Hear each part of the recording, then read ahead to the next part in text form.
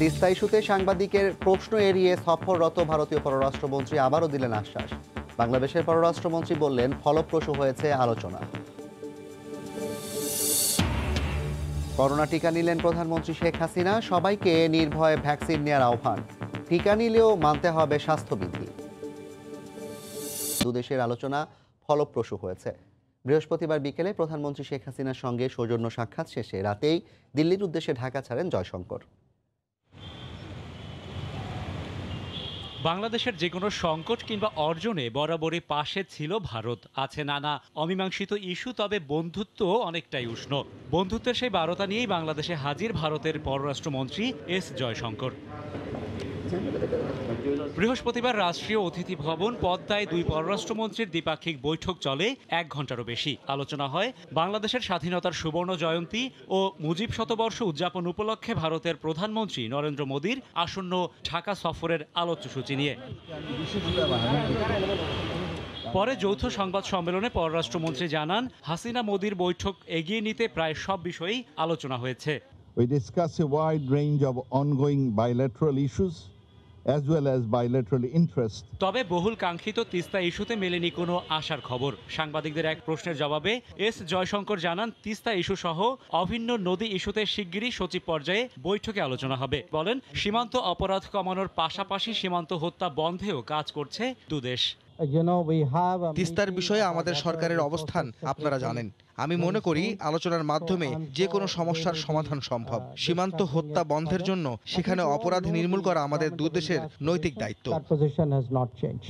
জয়শঙ্কর জানান, বিশ্বাসযোগ্য বন্ধু হিসেবে সবসময় বাংলাদেশের পাশে থাকবে ভারত। উন্নয়নশীল দেশের মর্যাদা পাওয়ায় বাংলাদেশকে অভিনন্দন জানিয়ে বলেন, যোগাযোগ ও বাণিজ্য বাড়ানোর মাধ্যমে এই অঞ্চলকে আরও শক্তিশালীভাবে এগিয়ে নেওয়া সম্ভব। বাংলাদেশ সম্পূর্ণ নিজের যোগ্যতায় উন্নয়নশীল দেশের মর্যাদা অর্জন করেছে। বাংলাদেশকে নিশ্চয়তা দিতে চাই, যে কোনো পরিস্থিতিতে ভারত বাংলাদেশের পাশে থাকবে। সংবাদ সম্মেলনে উঠে আসে কোভিড পরিস্থিতি মোকাবিলায় দুই দেশের একসঙ্গে কাজ করার বিষয়টি।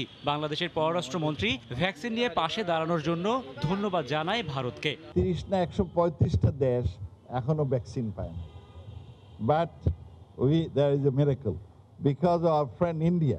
We have such a rock solid relationship. এর আগে বৃহস্পতিবার সকাল 10টার দিকে এস জয়শঙ্করকে নিয়ে বঙ্গবন্ধু বিমান ঘাঁটিতে অবতরণ করে বিশেষ বিমান। রাশেদ বাপ্পি, সময় সংবাদ, ঢাকা। তিস্তার পানি নিয়ে বাংলাদেশ ভারত চুক্তির কথা বলা হচ্ছে গেল কয়েক দশক ধরে, কিন্তু আশ্বাসেই থেমে আছে তা। এক নজরে দেখে নেওয়া যাক তিস্তা নিয়ে দুই দেশের আলোচনা ও আশ্বাসের খতিয়ান। তিস্তা, যার পানি নিয়ে প্রতিবেশী দুই দেশ বাংলাদেশ ও ভারতের মধ্যে দর কষাকষি চলছে সেই 1983 সাল থেকে। 2011 সালের সেপ্টেম্বরে ভারতের তৎকালীন প্রধানমন্ত্রী মনমোহন সিংয়ের ঢাকা সফরের সময় বহুল আলোচিত তিস্তার পানি বণ্টন চুক্তি সইয়ের কথা ছিল। অন্তর্বর্তীকালীন সেই চুক্তির সময়কাল ধরা হয়েছিল 15 বছর। চুক্তি অনুযায়ী তিস্তা নদীর পানির 42.5% ভারতের অধিকার ও 37.5% বাংলাদেশের অধিকার প্রতিষ্ঠিত হবে। কিন্তু পশ্চিমবঙ্গের মুখ্যমন্ত্রী মমতা বন্দ্যোপাধ্যায়ের বিরোধিতায় ভেস্তে যায় তিস্তা চুক্তি স্বাক্ষর। 2014 সালে প্রধানমন্ত্রী শেখ হাসিনার ভারত সফরকে ঘিরে আশা তৈরি হয় তিস্তা চুক্তি স্বাক্ষরের। সফরে তিনি বৈঠকে বসেন পশ্চিমবঙ্গের মুখ্যমন্ত্রী মমতা বন্দ্যোপাধ্যায়ের সাথে, কিন্তু সেবারও বেঁকে বসেন মমতা বন্দ্যোপাধ্যায়। হয়নি তিস্তা চুক্তি স্বাক্ষর। এমনকি 2015 সালে ভারতের প্রধানমন্ত্রী নরেন্দ্র মোদীর সঙ্গে ঢাকা সফরে এসে পশ্চিমবঙ্গের মুখ্যমন্ত্রী মমতা বন্দ্যোপাধ্যায় তিস্তা চুক্তির ব্যাপারে ইতিবাচক ভূমিকা রাখার আশ্বাস দিলেও ফল হয়নি। এর মধ্যে কেটে গেছে 6 বছর, কিন্তু সুরাহা হয়নি প্রতিবেশী দুই দেশ বাংলাদেশ ও ভারতের মধ্যকার গুরুত্বপূর্ণ তিস্তা নদীর পানি বণ্টনের চুক্তিটি। যদিও 2020 সালের ডিসেম্বরে দুই দেশের সরকার প্রধানের মধ্যকার অনুষ্ঠিত হওয়া ভার্চুয়াল সম্মেলনে তিস্তা চুক্তির বিষয়ে বাংলাদেশকে আশ্বাস দেন ভারতের প্রধানমন্ত্রী নরেন্দ্র মোদী। Your Excellency, 1 দশক আগে চূড়ান্ত স্বাক্ষরের জন্য প্রস্তুত তিস্তা ইস্যুকে আবারও আলোচনার টেবিলেই ঠেলে দিলেন ভারতের পররাষ্ট্রমন্ত্রী এস জয়শঙ্কর। মার্জিয়া মুমু, সময় সংবাদ, ঢাকা। এদিকে প্রধানমন্ত্রী শেখ হাসিনা বলেছেন, প্রতিবেশী দেশগুলোর মধ্যকার সমস্যা আলোচনা ও সমঝোতার মাধ্যমে সমাধান করা উচিত। বৃহস্পতিবার বিকেলে সফররত ভারতের পররাষ্ট্রমন্ত্রী ডক্টর সুব্রমণিয়াম জয়শঙ্কর গণভবনে প্রধানমন্ত্রীর সঙ্গে সৌজন্য সাক্ষাৎ করতে গেলে তিনি একথা বলেন। এ সময় বাংলাদেশের স্বাধীনতার সুবর্ণ জয়ন্তী ও মুজিব শতবর্ষ উদযাপন উপলক্ষে ভারতের প্রধানমন্ত্রী নরেন্দ্র মোদীর সফরের বিষয় নিয়ে প্রধানমন্ত্রীকে অবহিত করেন জয়শঙ্কর। এছাড়া বাংলাদেশ ও ভারতের মধ্যকার বন্ধুত্বপূর্ণ সম্পর্কের কথা উল্লেখ করে দুদেশের মধ্যকার স্বার্থ সংশ্লিষ্ট নানা বিষয় নিয়ে আলোচনা হয়। এ সময় প্রধানমন্ত্রীর কার্যালয়ের ঊর্ধ্বতন কর্মকর্তারা উপস্থিত ছিলেন।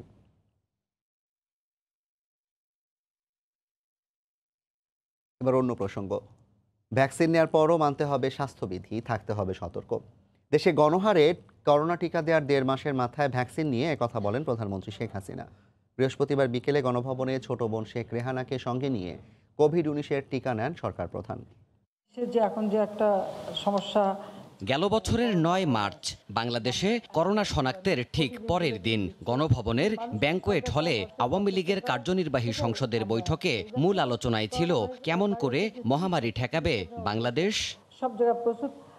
তখনও এই ভাইরাস কিভাবে মোকাবেলা করা যাবে তার দিশা দিতে পারছিলেন না চিকিৎসক গবেষকদের কেউই। তবে পিছপা ছিলেন না জাতির পিতার কন্যা। তিনি আত্মবিশ্বাস নিয়ে স্বয়ং প্রধানমন্ত্রীর চেয়ারে বসে রীতিমতো করোনা বিশেষজ্ঞের মতো মানুষকে শিখিয়েছিলেন কি করে মহামারীর বিস্তার রোধ করা যাবে। কাশি আসলে, সর্দি আসলে পটকে আমরা হাত দিই, হাতটা না দিয়ে সবসময় বলে যে এইভাবে করা, মানে হাতে যেন কোনো রকম না লাগে। শুধু প্রতিরোধী নয়, বিশ্বে যখন ধনী সম্পদশালী দেশগুলো তাদের নাগরিকদের ভ্যাকসিন দিতে হিমশিম খাচ্ছিল, তখন 27 জানুয়ারি গণটিকা শুরু করে বাংলাদেশ। রুনু, তোমাকে অনেক অনেক শুভেচ্ছা। এতদিন সবার মনে প্রশ্ন ছিল কবে করোনার টিকা নেবেন সরকার প্রধান। 27 ফেব্রুয়ারি সংবাদ সম্মেলনেও জানিয়েছিলেন তার আভাস। আমি তো আছি 75 বছর বয়সের, আজ আছি কাল নেই। আমাদের একটা টার্গেট করা আছে, এই সকাল পর্যন্ত আগে আমি নির্দিষ্টভাবে দেব, এটা যখন হবে তারপরে আমারটা আমি নেব। অবশেষে দেশবাসীর পাশাপাশি সবাইকে উৎসাহ দিতে স্বয়ং প্রধানমন্ত্রী ভ্যাকসিন নিলেন। বৃহস্পতিবার গণভবনে ছোট বোন শেখ রেহানাকে সঙ্গে নিয়ে এই ভ্যাকসিন গ্রহণ করেন তিনি। টিকা নেয়ার পরও সবাইকে স্বাস্থ্যবিধি মেনে চলার আহ্বান জানান বঙ্গবন্ধু কন্যা। দেবাশিস রায়, সময় সংবাদ, ঢাকা। শিক্ষামন্ত্রীকে নিয়ে বেগম রোকেয়া বিশ্ববিদ্যালয়ের ভিসি অধ্যাপক কলিমুল্লার বক্তব্য রুচি বিবর্জিত বলে বিবৃতিতে জানিয়েছে মন্ত্রণালয়। তবে সাবেক ভিসি নুরুন নবীকে বাঁচাতেই তার বিরুদ্ধে দুর্নীতির অভিযোগ আনা হয়েছে বলে দাবি করেছেন কলিমুল্লাহ। দুর্নীতির অভিযোগকে কেন্দ্র করে কলিমুল্লার সংবাদ সম্মেলনের পর বিবৃতি দেয় মন্ত্রণালয়। বৃহস্পতিবার সকালে ঢাকার রিপোর্টার্স ইউনিটিতে সংবাদ সম্মেলন করেন বেগম রোকেয়া বিশ্ববিদ্যালয়ের উপাচার্য নাজমুল আহসান কলিমুল্লাহ। মন্ত্রী এমপিদের তদবির ও অনুরোধ না রাখার কারণেই তার বিরুদ্ধে নানা ষড়যন্ত্র হচ্ছে বলে দাবি করেন তিনি। এই পুরো পরিস্থিতিটা আমাদের মাননীয় শিক্ষামন্ত্রী মহোদয়ের আশ্রয়, প্রশ্রয় এবং আশকারায় এই অবস্থায় এসছে। ইউজিসির যে তদন্ত কমিটি, তারা মূলত প্রফেসর নুরুন নবীর দায়, তাদেরকে প্রোটেক্ট করবার চিন্তা থেকে এই কাজটা করেছেন। বিশ্ববিদ্যালয় সার্বক্ষণিক না থাকা এবং বেশিরভাগ দিনই অনুপস্থিত থাকার বিষয়টি অস্বীকার করে উপাচার্য দাবি করেন বিশ্ববিদ্যালয় আইন অনুযায়ী তিনি সার্বক্ষণিক বিশ্ববিদ্যালয়ে থাকতে বাধ্য নন। এই বিশ্ববিদ্যালয়ের দায়িত্ব নেওয়ার পরে আমি প্রায় 20 থেকে 22 ঘন্টা প্রতিদিন কাজ করি, 7 ডেজ এ উইক এই বিশ্ববিদ্যালয়ের জন্য। যখন ঢাকায় অবস্থান করি, ঢাকায় আমাদের যে লিয়াজো অফিস আছে সেখানে সময় দেই।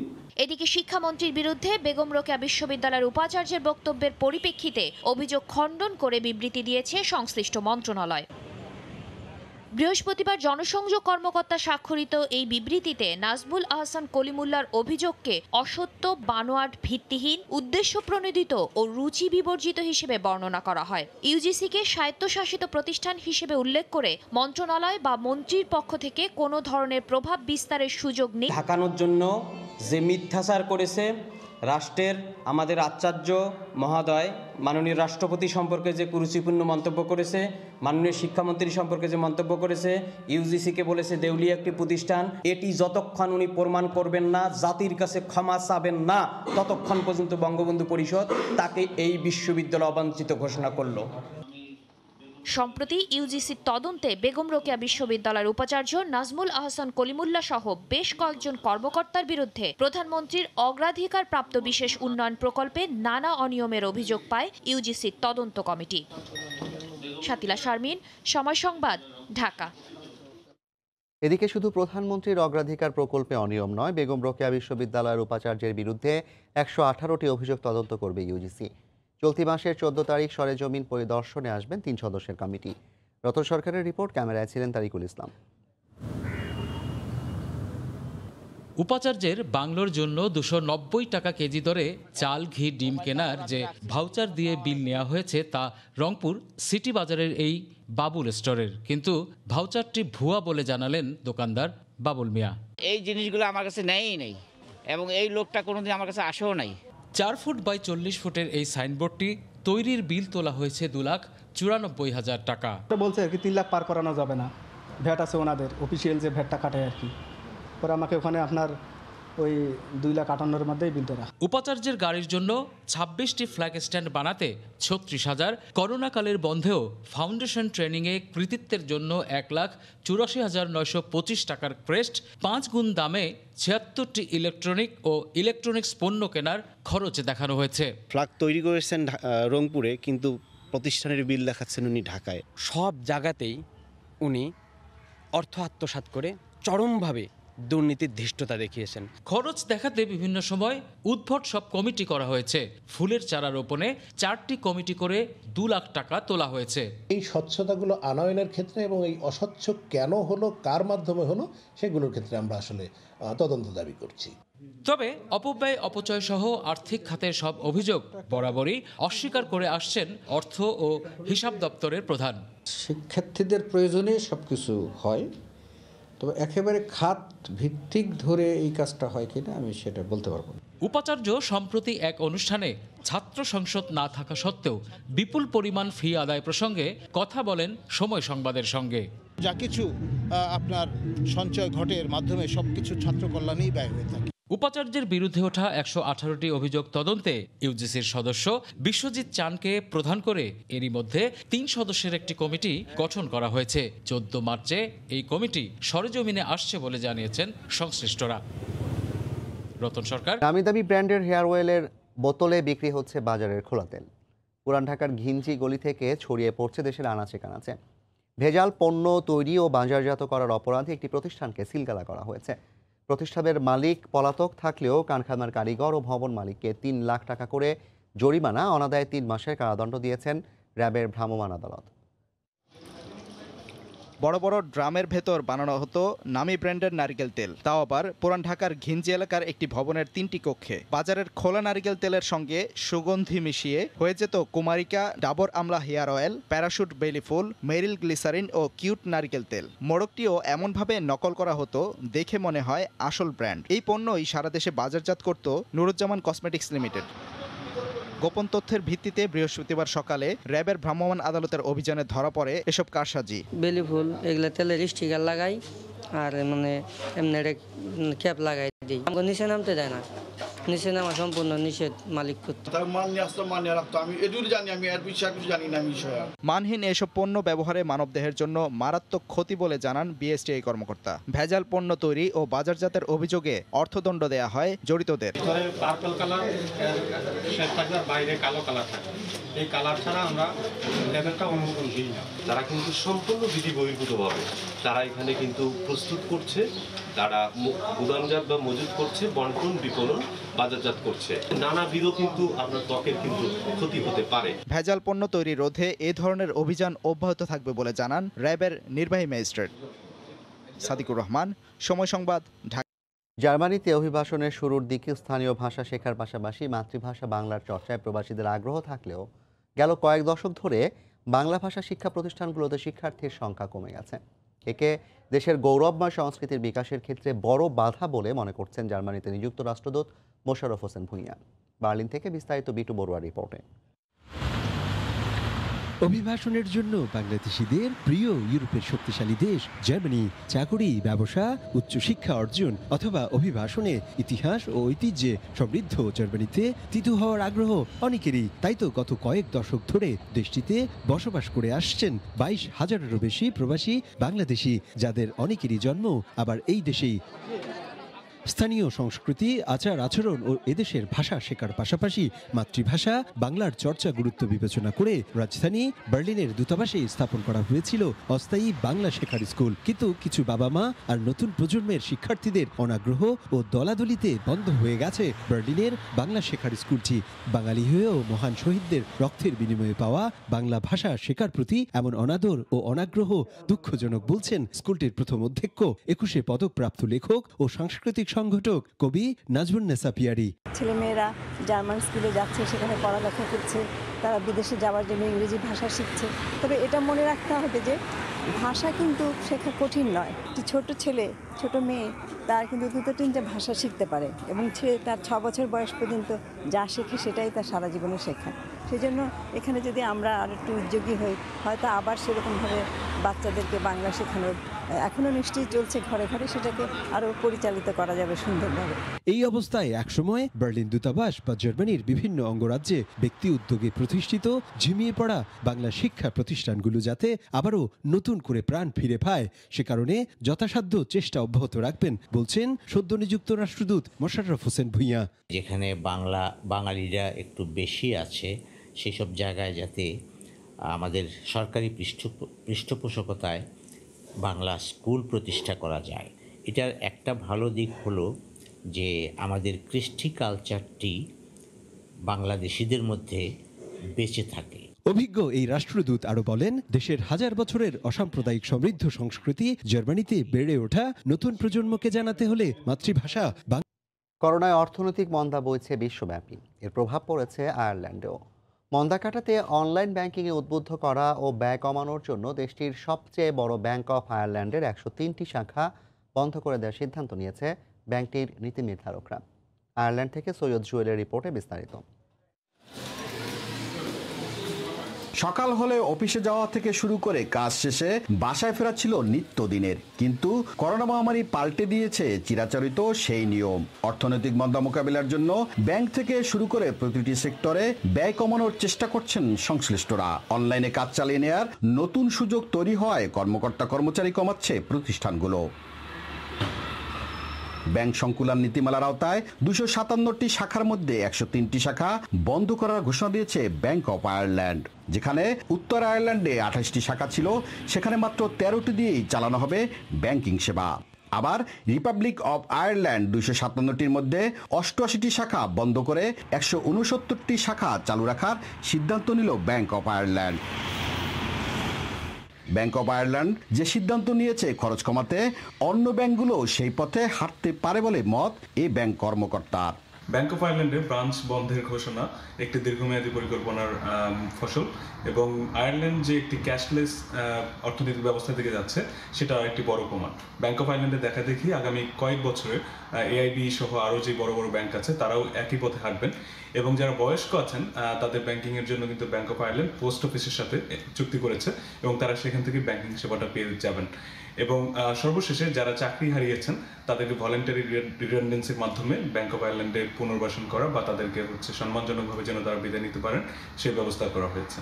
মহামারীতে অনলাইনের এ যুগে এটা শুধু একটা পরিবর্তন, এ নিয়ে উদ্বেগের কিছু নেই বলে মনে করেন সিটকো গ্রুপের সিনিয়র এই ফিনান্সিয়াল অ্যাকাউন্টেন্ট। সম্প্রতি আয়ারল্যান্ডে ব্যাংক অফ আয়ারল্যান্ডের যে প্রায় 103টি শাখা বন্ধের প্রক্রিয়া শুরু হয়েছে তা মূলত অনলাইন ভিত্তিক সেবা প্রদানের একটি বহিঃপ্রকাশ, আর এ নিয়ে উদ্বেগের কোনো কারণ নেই। আর সত্যিকার অর্থে করোনা পরিস্থিতি আমাদেরকে নতুন করে ভাবতে এবং কাজ করতে শিখিয়েছে, বিশেষ করে আমরা যারা সার্ভিস ইন্ডাস্ট্রিতে কাজ করছি। কাজেই আমি ব্যক্তিগতভাবে মনে করি এটা সার্ভিস প্রক্রিয়ার একটি পরিবর্তন মাত্র, আর এটা মেনে নিয়ে আমাদেরকে সামনে এগিয়ে যেতে হবে। তবে বয়স্কদের সুবিধার জন্য স্থানীয় পোস্ট অফিসের সাথে একটি চুক্তি করেছে ব্যাংক অফ আয়ারল্যান্ড। এতে করে বয়স্করা পোস্ট অফিস থেকে ব্যাংকিং সেবা নিতে পারবেন। সৈয়দ জুয়েল, সময় সংবাদ, আয়ারল্যান্ড। এবার আরও প্রকাশ্যে ব্রিটেনের রাজপরিবারের সঙ্গে প্রিন্স হ্যারি ও তার স্ত্রী মেগান মার্কেলের তিক্ততা। অপরা উইনফ্রেকে দেয়া এক সাক্ষাৎকারে রাজপরিবারের বিরুদ্ধে মিথ্যে রটনা প্রশ্রয় দেওয়ার অভিযোগ করেছেন ডাচেস অফ সাসেক্স মেগান মার্কেল। গত বছরের মার্চে দ্য ডিউক ও ডাচেস অফ সাসেক্স হ্যারি মেগানের রাজকীয় দায়িত্ব ও কর্তব্য ত্যাগের পর থেকে ব্রিটিশ রাজপরিবারের সঙ্গে দ্বন্দ্বের কিছুটা আভাস পাওয়া যায়। দায়িত্ব ছাড়ার পর থেকে যুক্তরাষ্ট্রের ক্যালিফোর্নিয়ায় বসবাস করছেন এই দম্পতি। সম্প্রতি দ্য টাইমসে প্রকাশিত একটি প্রতিবেদনে বলা হয় 2018 সালের মে মাসে বিয়ের 5 মাসের মাথায় অভিযোগের তীরে বিদ্ধ হন মেগান মার্কেল। কেনসিংটন প্যালেসে থাকার সময় তিনি রাজপরিবারের কয়েকজন কর্মীর সঙ্গে খারাপ আচরণ করেন বলে প্রতিবেদনে উল্লেখ করা হয়। এক কর্মীর ফাঁস হওয়া ইমেইলের বরাতে বলা হয় 2 কর্মীকে প্রাসাদ থেকে তাড়িয়ে দিয়েছিলেন ডাচেস অফ সাসেক্স। পরে এক বিবৃতিতে এই অভিযোগ খতিয়ে দেখার কথা জানায় বাকিংহাম প্যালেস। রাজকীয় দায়িত্ব ছাড়ার পর কারণ হিসেবে গত বছর রাজকীয়তার বাইরে বেরিয়ে তারা সাধারণ জীবন কাটানোর দাবি করলেও সাম্প্রতিক ওই প্রতিবেদন বলছে রাজপরিবারের সঙ্গে দ্বন্দ্বের কারণে প্যালেস ছাড়তে বাধ্য হয়েছেন হ্যারি মেগান। হ্যারি মেগানকে নিয়ে বিস্ফোরক তথ্যের মধ্যেই অপরা উইনফ্রেকে সাক্ষাৎকার দিয়েছেন দ্য ডিউক ও ডাচেস অফ সাসেক্স। সাক্ষাৎকারে মেগানের দেয়া বক্তব্যে বাকিংহাম প্যালেসের সঙ্গে এই দম্পতির দ্বন্দ্ব আরও পরিষ্কার হয়েছে। সেখানে তিনি বলেন হ্যারি মেগানের বিরুদ্ধে ওঠা মিথ্যা রটনাকে প্রশ্রয় দিচ্ছে রাজপরিবার। এমন অবস্থায় নীরব থাকতে পারেন না বলে উল্লেখ করেছেন তিনি। মেগান আরও বলেছেন আত্মপক্ষ সমর্থন করতে গিয়ে যদি কিছু হারাতে হয় তার জন্য প্রস্তুত আছেন তিনি।